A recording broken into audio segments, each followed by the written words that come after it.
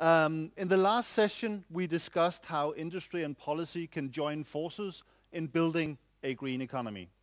This session will look at 3 very practical examples of what is actually happening in the real world. This is not just about wanting to do good and wanting in the future to be green. This is about what is happening right here, right now, and why is it happening. The session will be moderated by Jaqueline McGlade, one of our leading environmental experts in Europe. Jaqueline is the Executive Director of the European Environment Agency and a regular guest here at World Climate Solutions. So please, Jaqueline, take it away. Thank you very much, Phil. Thank you. Well, good afternoon, everyone, and thank you for coming back from coffee. I hope we give you an entertaining and insightful afternoon. I have 3 speakers. I'm sure you will have seen in the program that they represent quite different views on what we're going to hear in terms of getting best practice to work. But I'm going to try and eat away at the underbelly and find out what the real problems are and whether they really have solutions or not. So we're going to start out with a 3-minute, so to speak, rapid-fire intervention from each of them. And then I'm going to start up a conversation. We'll come out to you, so have some smart questions ready. And then when that's finished, we'll come back, answer those questions, and have a kind of a wrap-up as well. We aim to finish at 15:50, so I know we have to keep our time very, very prompt. So I'm going to introduce each of the speakers in turn. And the first speaker I'm going to bring up is Greg Clark, who would like to be known as a sort of broad brush advisor on cities, sustainable cities. I'm going to press him a little bit to tell us about the league tables of the best and the worst. But before that, Greg, why don't you give us your views and your insights into what's really behind progress and what's stopping progress. Greg. Great. Well, thanks very much, Jaqueline. It really is wonderful to be in Copenhagen, and I'm glad to be able to say that before anybody else does. I've spent the last 3 years reviewing the experience of more than 100 of the world's cities as they've gone through the financial and banking crisis that we've been through. I'm the author of 2 major studies for the OECD on this. And we've lived, I think, through a very important moment when a banking crisis has combined with a climate emergency in ways in which none of us could really have predicted. Obviously, there have been winners and losers in terms of how cities have been impacted. A couple of weeks ago, I was in Hong Kong. I've been in Zurich fairly regularly. The Polish cities, the Canadian cities, much less impacted than the cities in Northern Europe, Central Europe, the rest of North America, certain of the other Asian centers. So it's not been a blanket case that everywhere has experienced the same problems.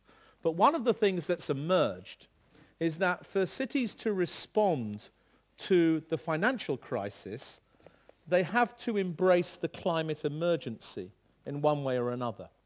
And so I've seen 4 particular things happening. One is that cities are engaging in new kinds of economic strategies, generally moving away from consumption-based models and more towards innovation-based models. 2, moving into new areas of investment instrumentation, new ways of investing, generally moving away from tired old public-private partnerships and trying to invent new forms of sustainable finance. 3, moving into new areas of governance, much more collaborative and aligned governance between local, regional, national and other levels. And 4, looking for efficiency in everything, and that means carbon efficiency as well as financial efficiency and everything else. And so there is a new generation of city strategies emerging that come out of the crisis but are now aligned with the climate agenda in ways they weren't beforehand. So you could say that the financial crisis has been a beneficial catalyst for addressing the climate emergency. Now, in order for cities to do this, they've had to learn from the other places that have adopted innovation-led strategies. So the lessons from Singapore and Basel and Seattle and Boston and these, as it were, knowledge-intensive cities have been learned.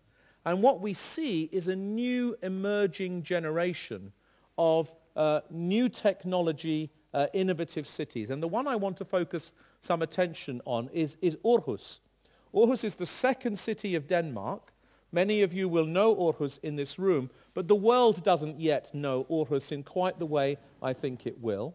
Aarhus is correctly developing an integrated strategy, which is an economic strategy. It's about wind energy. It's a business strategy for the city. It's about jobs and land use and taxes and generating a healthy city.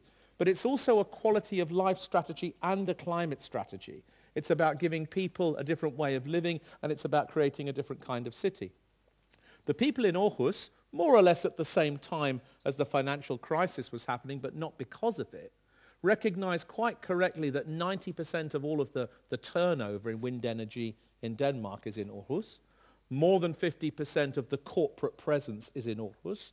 More than 50% of the skills are in Aarhus. And so a strategy to become the capital of wind energy is both a strategy for a future economy and it's a strategy for a future planet.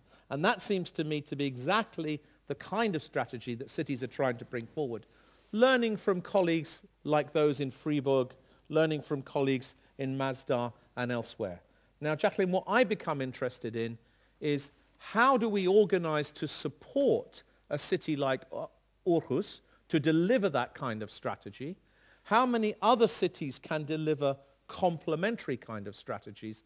And how do we build a framework to unlock the potential and solve the problems that happens as we try to move cities forward? My general proposition is that cities need to craft a new distinctive identity and a new distinctive strategy that demonstrates that they're in business with things that the world really needs, not simply in business for consumption. And that's the change that's happened. Thank you very much, Greg. Straight away, a question, though, for you, which is, it all sounds very good, but we heard this morning that maybe Danes are willing to pay for it. They might not be the only country, but certainly it seemed like this is going to be an expensive option. And it may not work everywhere else in the world. So have you got some cheaper versions or some rollout versions, the dollar a day version that we could actually look at? What are you learning that could be taken to other extremes? Yeah, well, what I'm talking about particularly is becoming a hub for clean tech, green technology. And in doing that, the investment required must not simply be dependent upon some kind of national fiscal system. Mm-hmm. It has to be a market-oriented investment which reaches beyond normal market return cycles. I'm sure we're going to talk about investment return cycles and political return cycles during this conversation. But to become a hub of that kind, you have to have a global appeal. You have to reach to diverse sources of investment. Public finance has to help, but public finance doesn't have to do all of the work. I'm sure we'll talk about the other ways of doing that. So what happens in a place like Aarhus, which might be a high investment, high return environment, can be replicated by cities that are willing to pull together the right combination of factors. And those are the quality of life factors, the knowledge system factors, the financial system, the built environment, and the business system. You have seen that evolve, I think, in other parts of the world that began with a very low investment regime. If you take Singapore, we're used to thinking about Singapore these days as a world leader. 50 years ago, Singapore did not have a high investment, high return trajectory and has studiously built its way there. The key lesson is the investment program has to be very long term. Now that's if you're talking about an industry hub, green tech industries. If you're talking to me more about, as it were, creating a sustainable city, then I think there are lots of lower cost mechanisms. I'm lucky to have spent a lot of time just recently in the South African cities as the main evaluator of the impact of the World Cup on those cities.